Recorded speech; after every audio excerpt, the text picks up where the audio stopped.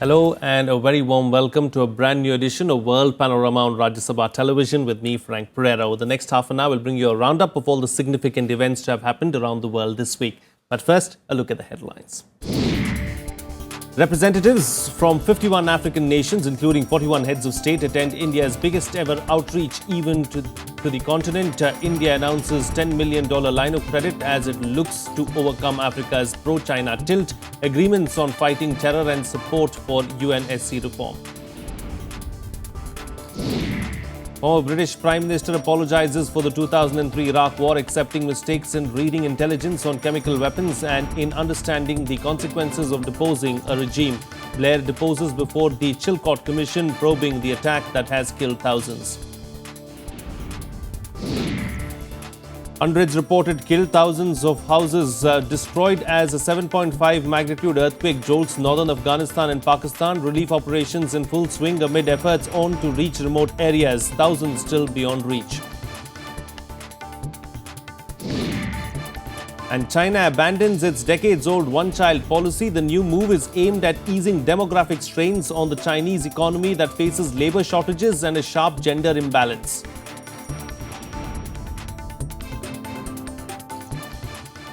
Well, our top story this week at the India-Africa Forum Summit 2015, India and 51 participating African nations agreed on steps to expand cooperation against terror and climate change and on a wide range of strategic and economic issues. With this summit that's been among the biggest of its kind ever, India seeks to tap into the immense trade and investment potential in Africa, looking to make inroads into the continent's present pro-China tilt. Here's more.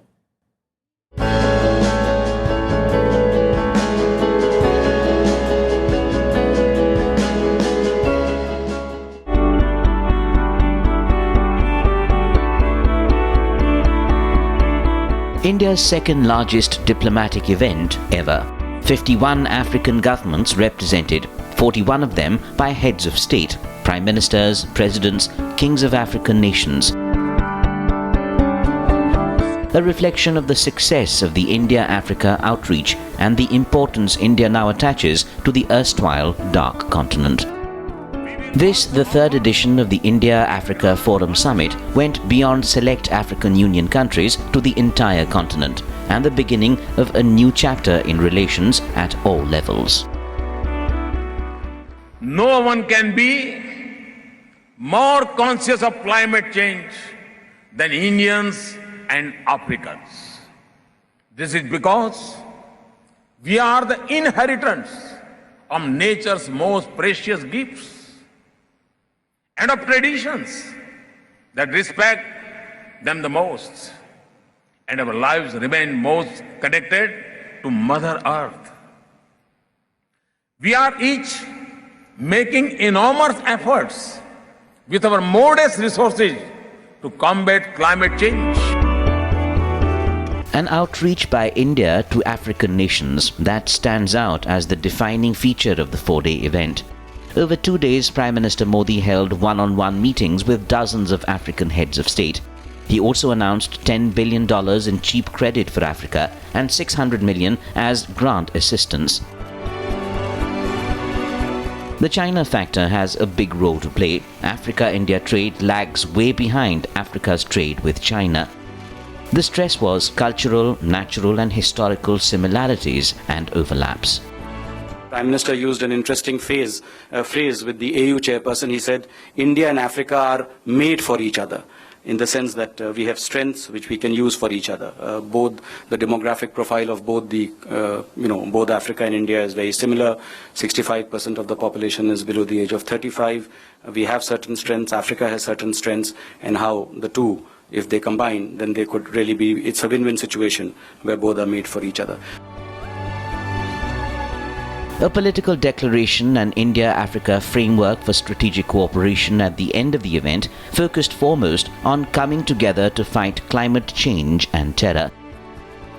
The document backed a comprehensive agreement on climate change at a UN conference in Paris later this year. Cooperation and coordination in the fight against terror included cyber security checks on use of the internet by terrorists and strengthening UN counter-terror mechanisms. Among other points, fighting drugs and human trafficking, contribution to peacekeeping and peace-building efforts, and strengthening early warning capacities and mechanisms. There's also a promise to set up a monitoring mechanism to track implementation of agreed projects and expanding cooperation to the ocean economy. India and African nations underline the need for reform of the UN Security Council that must be more representative of the present-day global scenario. We need at least 2 seats in the permanent seats in the Security Council. In the words of Prime Minister Modi, more than the numbers and documents, the biggest outcome is our renewed friendships, stronger partnerships and greater solidarity. The India-Africa Forum Summit 2015 and Africa's response to this edition heralds the beginning of a new era. The India-Africa link makes for a formidable bloc.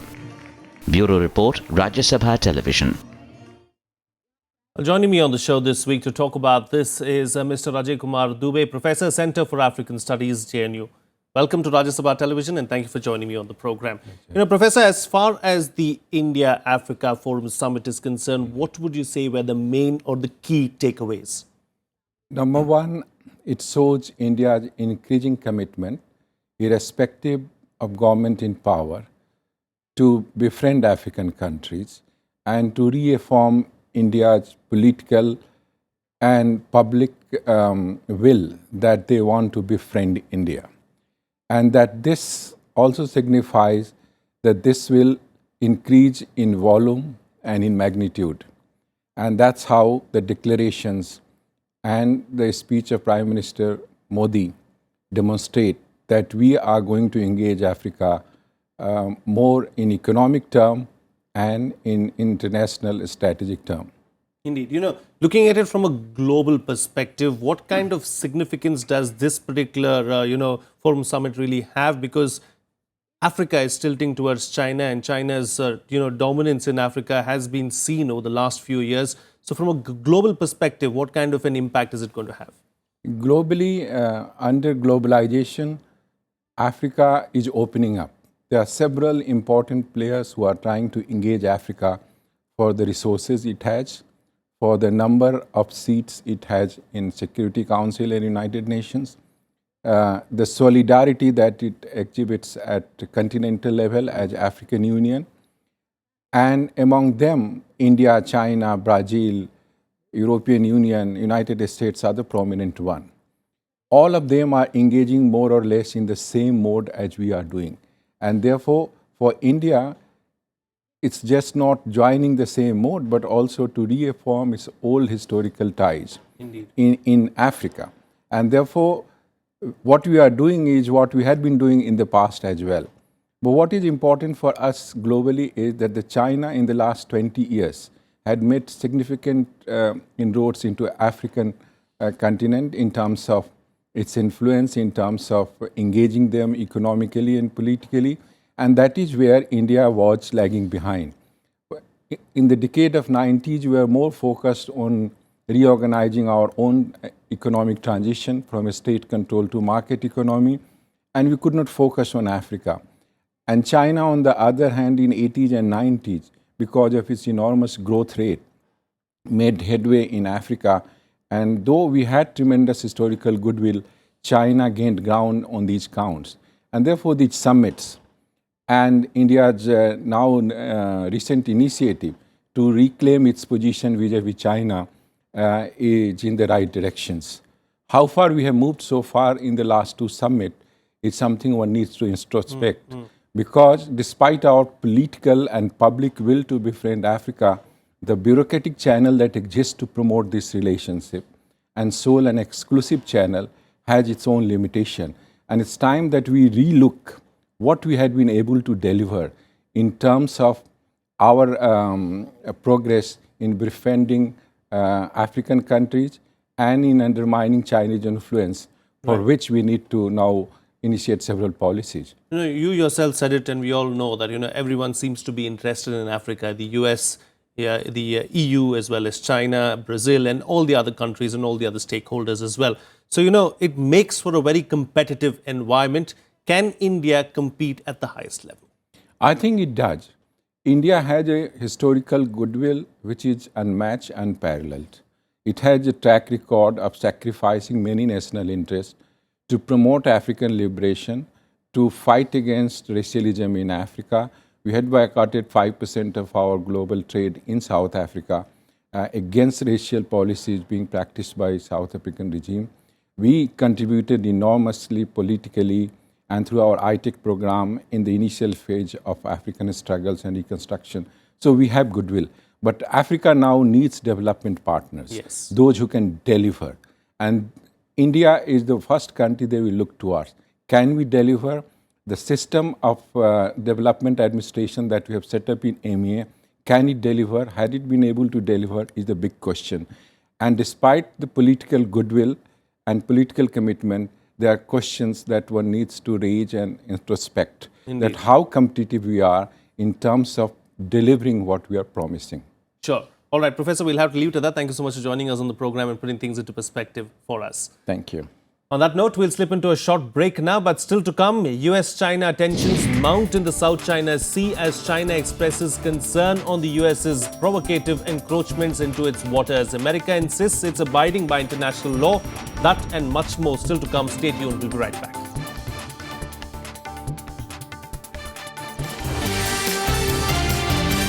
Welcome back. You're watching Rajya Sabha Television. Well, a landmark climbed down by former British Prime Minister Tony Blair, one of the US's biggest allies in the 2003 Iraq War.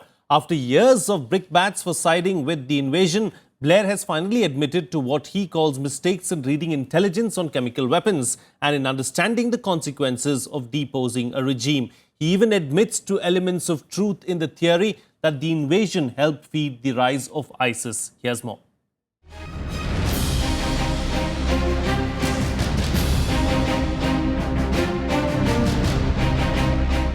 That I apologize for the fact that the intelligence we received was wrong. I can also apologize, by the way, for some of the mistakes in planning and certainly our mistake in our understanding of what would happen once you removed the regime. But I find it hard to apologize for removing Saddam. It can hardly get clearer and more direct. Apologies galore from the veritable second author after then US President George W. Bush of the Iraq War of 2003. The war and dismantling of Saddam's government plunged Iraq into chaos, resulting in years of deadly sectarian violence and the rise of the Al-Qaeda in Iraq, a precursor of the ISIS. Tens of thousands of Iraqis, more than 4,000 US troops and some 200 British service members were killed in the lengthy conflict. At the time, Blair had blatantly rejected the barrage of criticism. I know there were a lot of disagreements in the country about the wisdom of my decision to order the action. But I can assure you of one thing, there's absolutely no dispute in Britain at all about your professionalism and your courage and your dedication. Tony Blair's latest apologetic stand coincides with the findings of the Shilcott inquiry into the conflict, due to be made public in the coming weeks. The former British PM is himself being questioned by the committee. The position on WMD had changed dramatically as a result of September the 11th. The facts on WMD had not changed. The perception of the risk had changed, but not the risk itself. You have to take an assessment of risk. Now, my assessment of risk prior to September the 11th was that Saddam was a menace, that he was a threat. Post the 2003 invasion until 2007, when Tony Blair resigned as the British Prime Minister, he'd faced strong criticism and protest. Blair was labelled by many as a war criminal.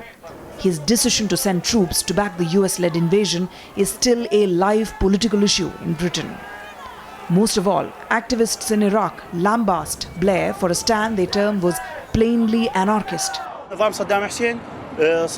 Saddam Hussein's regime was a bloody to the Iraqi people, and toppling it was a favor. But after that, what did Britain offer? A lot of chaos and more destruction. We did not see a real intention to build the state. We also did not see a beneficial cooperation from the British side to the Iraqi people. Experts have stressed the need to rethink what they call the current schizophrenic policy in the Middle East and the need to learn from past lessons to stop the bloodbath. By his admission, Tony Blair seems to be trying to soften the blow of an impending indictment. Bureau Report, Rajya Sabha TV. Going on now, nearly 700 people have been declared killed in a massive earthquake that jolted Afghanistan and North Pakistan early this week. Afghanistan puts the toll on its side at 385. Pakistan declared 267 of its citizens killed. That figure grows almost by the hour, with rescue teams still to reach the most remote areas. Thousands remain missing. Here's a report.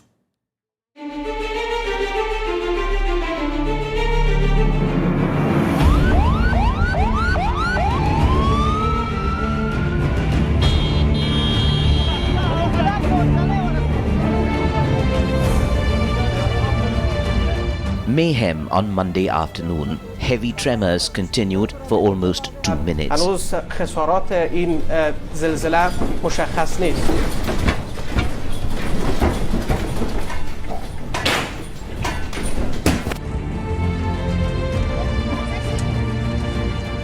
The magnitude 7.5 earthquake was centered in the province of Badakhshan in the Hindu Kush mountain range in Afghanistan's far north and occurred at a depth of 210 kilometers. Afghan provinces Nangarhar, Badakhshan and Kunar felt it hardest.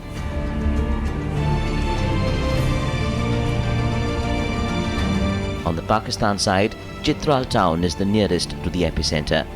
Dir, Malakand, Swat Valley and Shangla in the mountains of Khyber Pakhtunkhwa are nearly completely destroyed. In these parts, for thousands of people, it took just those 2 minutes for life to change forever. Besides the injuries and deaths, some 6,000 houses and buildings in Pakistan and Afghanistan are reduced to rubble. For many, rebuilding from scratch is the only way forward. ज़लज़ला है ना उधर हम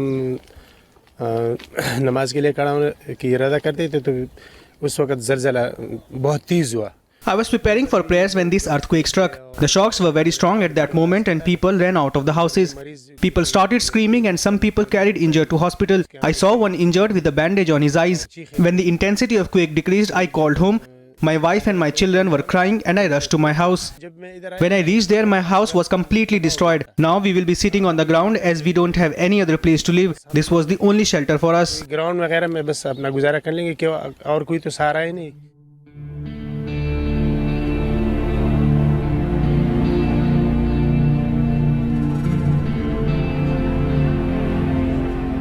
And yet, they are the lucky ones. At least they're alive. At least their plight has been noticed and help is at hand. Even 5 days after the quake, rescue teams hadn't been able to reach scores of remote villages and settlements in the mountains.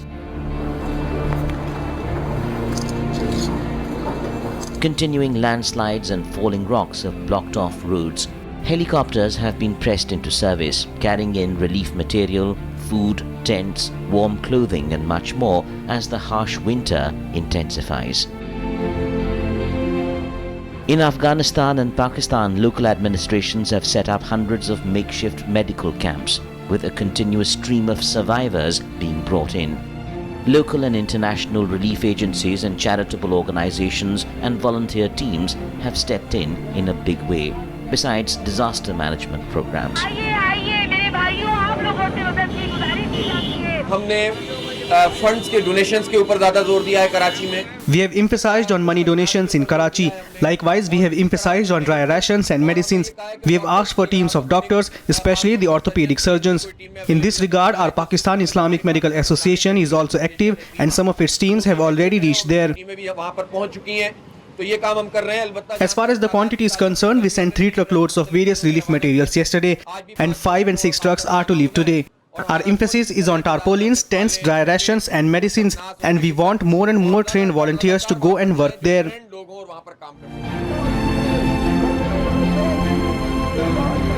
Donations and promises of more help have poured in from around the world. The ICRC, International Medical Corps teams and other agencies have pledged help. Japan, China, the US and several Muslim countries have flown in teams and pledged monetary assistance. Locally, there's a realization that it's a tough road ahead. Definitely will use and utilize this amount for the food and non-food item, as well as for shelter, temporary shelter for the needy people of Afghanistan. A reflection of the changed realities, at least in the lesser damaged areas. In this school in Gilgit, POK, the school building has been abandoned out of fear of aftershocks and an awareness that it will collapse if even a minor jolt strikes again. Bureau Report, Rajya Sabha Television. Well, let's take a look now at some other news-making events that made headlines across the world this week in Globe Watch.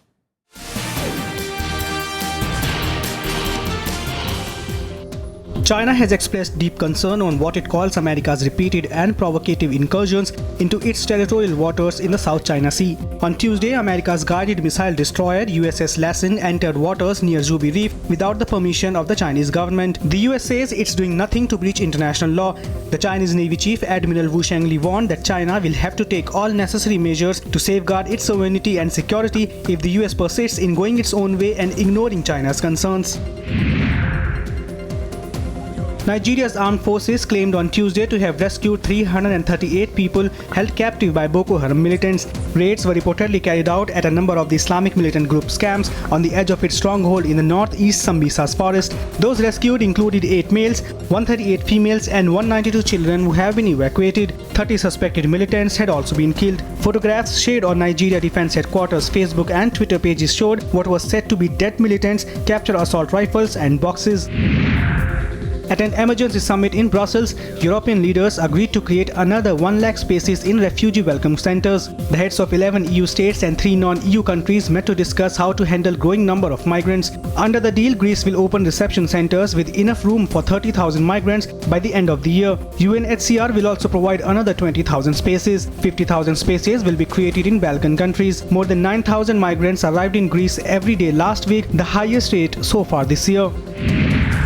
China abandoned its decade-old one-child policy, allowing couples to have 2 children. The new move is aimed at alleviating demographic strains on the Chinese economy. The policy, implemented in 1979 to control an exploding population, has been almost synonymous with the country's authoritarian communist rule. The Communist Party of China had begun easing the policy in 2013 as the country faces falling fertility rates, labor shortage and a sharp gender imbalance. The one-child rule is said to have prevented more than 400 million births across China.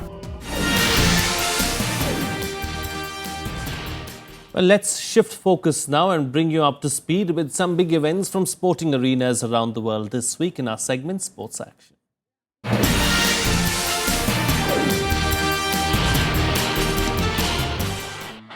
The International Olympic Committee has allowed refugee athletes to take part in next year's Olympics. The organization's president Thomas Bach made the announcement to the UN General Assembly, which adopted a resolution urging all countries to stop fighting and observe a truce during the 2016 Olympics. The IOC has not had a policy to allow refugees to compete in the past, but there have been some exceptions. One was track and field athlete Gaur Mekar of South Sudan in 2012. Bangladesh will host the Asia Cup for the 3rd consecutive time starting from February 2016. Bangladesh Cricket Board President Nazmul Hasan revealed that Pakistan raised the idea that his country should host next year's Asia Cup, to which everyone agreed. Hasan affirmed that 4 test nations, Bangladesh, India, Pakistan and Sri Lanka, would get direct entries into the tournament. Meanwhile, Afghanistan, Oman, Hong Kong and UAE would compete in the qualifying round to get entry to the Cup as associate nations. Football's world governing body, FIFA, on Wednesday announced that it had confirmed 7 candidates to run in its presidential election scheduled to be held on February 26th. The candidates proposed are Prince Ali bin Al Hussein, Moussa Bility, Jerome Champagne, Gianni Infantino, Michel Platini, Sheikh Salman bin Ibrahim Al Khalifa and Tokyo Sexwell. There was no mention of former Trinidad and Tobago footballer David Nakid, who announced last week that he had submitted his candidacy.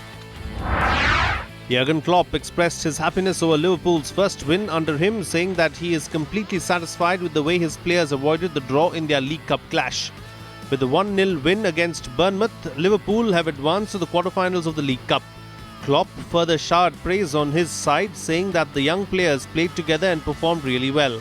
Liverpool will next play against Southampton on December 1st for a semi-final berth. Manchester United suffered a shocking defeat at the hands of Middlesbrough in a dramatic penalty shootout to reach the quarter-finals of the League Cup. Middlesbrough's midfielder Grant Leadbitter scored the first penalty to put his side in the lead before forward David Nugent missed the other chance. Stuart Downing and Ben Gibson were the other goal scorers as they helped their side to increase their lead. It was United midfielder Andreas Pereira who scored the lone penalty for his side.